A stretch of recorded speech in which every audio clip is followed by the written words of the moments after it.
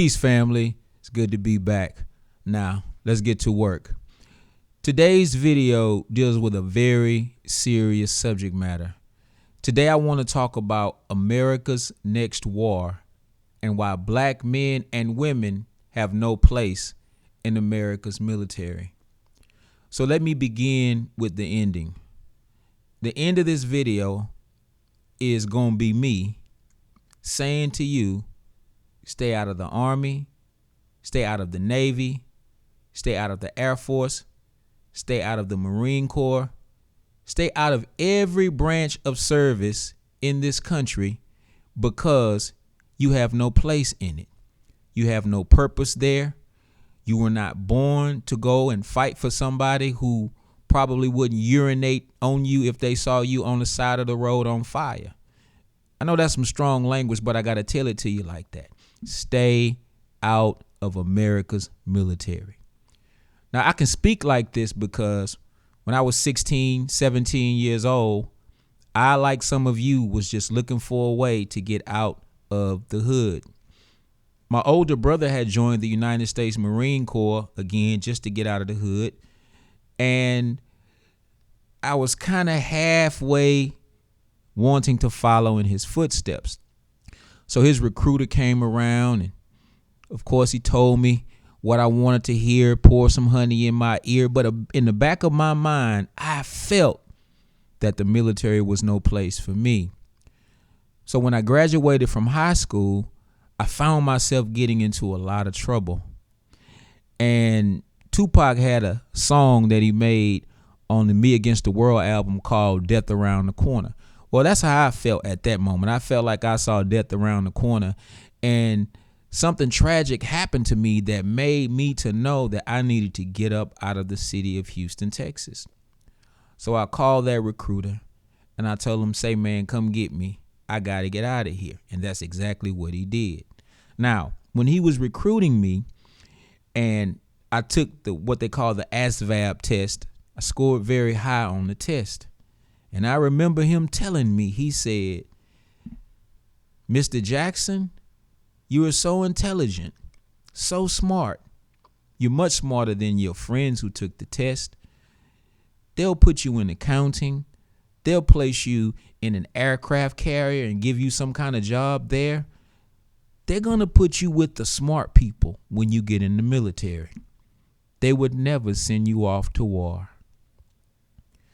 About 2.5 years later, I was walking around the city of Kuwait with an M16 rifle slung over my shoulder. They told me that I was fighting to make the world safe for democracy, but I was really fighting for an oil-thirsty, bloodthirsty nation. That's the reality. So don't let that recruiter come and whisper those sweet nothings in your ear to make you promises that recruiter can't keep. I'm about to explain to you what it is that you're really facing right about now.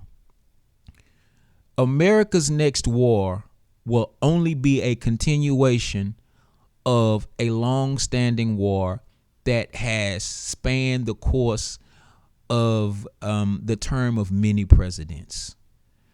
Just the other day, Donald Trump decided that he was going to send 60 Tomahawk missiles into Syria, trying to stop the civil war, and on a claim that President Assad had sent sarin gas and began to bomb his own people with chemical and biological weapons. First of all, it doesn't make sense. America bombed Syria to try to get Syria to stop bombing Syria. That doesn't make sense. First of all, I don't believe that Assad was responsible for those chemical attacks. There was no political upside for him to do that. I believe it was a false flag and a precursor and a pretext for America to do what she wanted to do in the first place. So President Trump, he's not clear-headed and crafty enough to be able to craft a health care plan for the country that could pass through the Congress and pass through the Senate. He can't do that. But what he's showing the world that he can do is pull that trigger. Not long after that, he dropped what was called the mother of all bombs on a cave in Afghanistan, supposedly targeting certain members of ISIS, and he says that that was very successful. Now, I watched an interview that he did, and a reporter asked him a very good question. They said, "Mr. Trump, did you personally order the strikes on Syria?" And Donald Trump responded, "Our military people are very capable people, and I trust them." What does that tell you? It tells you that Donald Trump is not in control. Neither was Barack Obama, neither was George W. Bush, neither was Bill Clinton, and so on and so on. The former president of Iran, Mahmoud Ahmadinejad, made a statement that I believe was probably the most profound statement that I've heard in some time. He said that whether Donald Trump were president or not, the strikes in Syria would have taken place. The bomb would have still been dropped on Afghanistan. Why? Because Donald Trump was just the perfect war face for what those who control the shadow government were going to do as it relates to their agenda in the first place. As a matter of fact, if Donald Trump does not play ball, then he himself may or may not survive a 4-year term. Now, I'm not trying to go too deep into it, but I'll put it in simple terms. Just as George W. Bush bypassed Congress and he sent bombs and troops into Iraq under the pretext that he had irrefutable proof that there were weapons of mass destruction in Iraq, Donald Trump is telling us that he has irrefutable proof that Assad is responsible for those chemical attacks.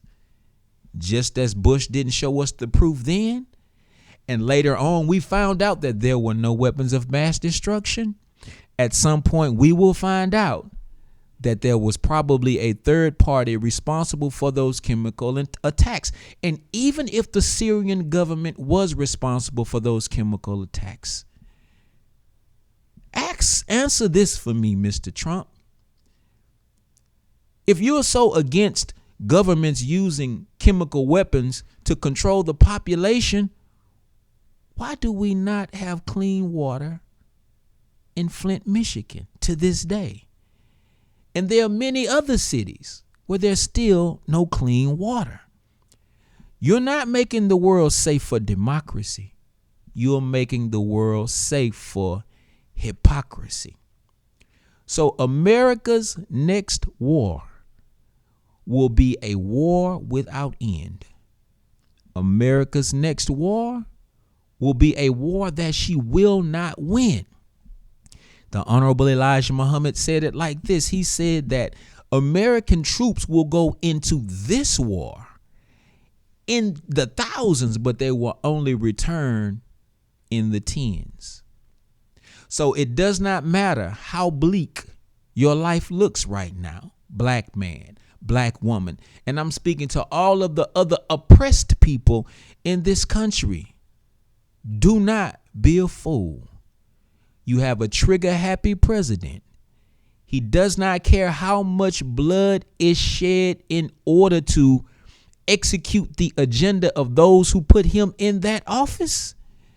And if you put on a uniform in 2017, you will be making a big mistake.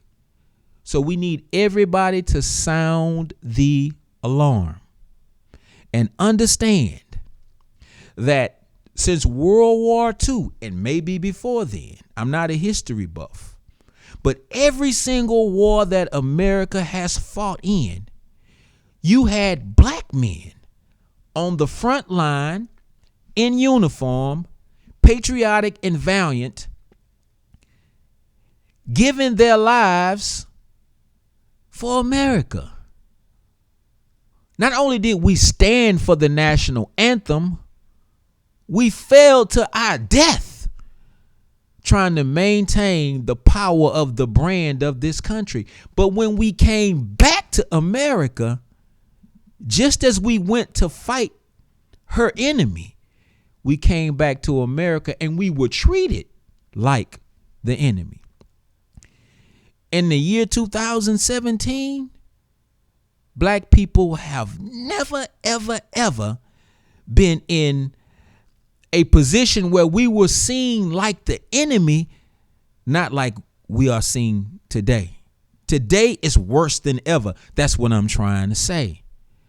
So if we got suited and booted to go to foreign shores to fight for America against her enemies, but all this time we keep coming back home and being treated like the enemy, then you tell me what the hell is the upside for us to go and fight?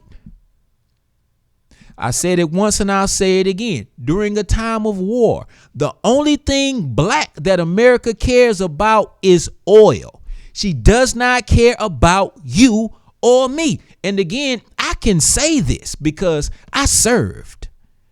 I served ignorantly, but I served. I had to go into her military in order to become conscious of what was really going on. But you don't have to. You don't have to. So what we have to do in our community is we have to create opportunities that represent options for black men and women who don't know what they're going to do once they graduate high school, or hell, once they drop out of high school. Because if they believe that their only option is to put on a uniform and lace up their boots, then unfortunately, when they do this and they swear allegiance to the U.S. military, it would almost be like committing suicide, because Donald Trump is going to continue mashing the gas with his warlike mentality. Now, the man can't give a speech and his approval ratings rise. Won't happen. He can't craft sophisticated legislation and his approval ratings rise. It won't happen. You know, Donald Trump is like a cow who will give you a good bucket of milk, but as soon as he gives you that good bucket of milk, he'll kick it over. That's how goofy he is as a president. But one thing he knows how to do is pull that trigger. And it's amazing that when he pulled the trigger and sent those Tomahawk missiles into Syria, his approval ratings went up. What does that tell you about the bloodthirsty mentality of America? Black man and woman, you have no place in her military. Now, I know that you are soldiers by nature. And I want to say to the black community, the problem with us is that we're bringing soldiers into the world, but we're not giving them anything to fight for. Why? Because we gave it all away during integration. What happens when you birth a soldier, a warrior, into the world and you don't give him something to fight for? Well, hell, they'll start fighting one another and become confused, not understanding why I have the spirit of a warrior in my heart, but what am I supposed to be fighting for? You're supposed to be fighting for the protection of the elders and the women and girls in your community. You're supposed to be fighting for those independent institutions that black people have spent their hard-earned money, sweat, blood, and tears to build. That's what they're supposed to be fighting for. But we gave so much of it away during integration. Now it's time for us to rebuild. So mothers, fathers, don't you let your sons and daughters go off into the military. They'll go off with 2 legs and return home with 1. they'll go off with a sane, sober mind and come back like many of those Vietnam veterans, not knowing who they are, not knowing what they've gone through, and ultimately taking somebody else's life or taking their own life. And you know what this country will do for them? Absolutely nothing. How do I know? History is best qualified to reward our research. So again, I have a right to say this because I've been there. I went to the first Iraq war. Hell, I didn't know no better, but I learned. So before my enlistment was up and it came time for me to go to another war, I was sitting in an open forum with a lot of other soldiers. And America had just engaged in the conflict in Somalia. And they were reading off the names of the people, the soldiers that were being sent to Somalia. And they called my name. I stood up immediately because at this time I had read Message to the Black Man. I read The Miseducation of the Negro, The Destruction of Black Civilization. I'd heard some Farrakhan speeches. I was a different person than the person that acquiesced and went over into the Gulf War. So when they said, Jackson, you on your way to Somalia, I stood up immediately and I told them I ain't going nowhere. And they looked at me and they told me, they said, well, if you ain't going to Somalia, you going to jail. I told them like Malcolm used to tell them, I'm already in jail. And that was a brother who was a sergeant. I can't think of his name. He had a family and everything. I don't know why I'm telling this story. And he saw promise in me. He said, one day, Jackson, that's what they call me, you gonna be a leader for our people. Because back then, all I used to do was read and talk about blackness and talk about history.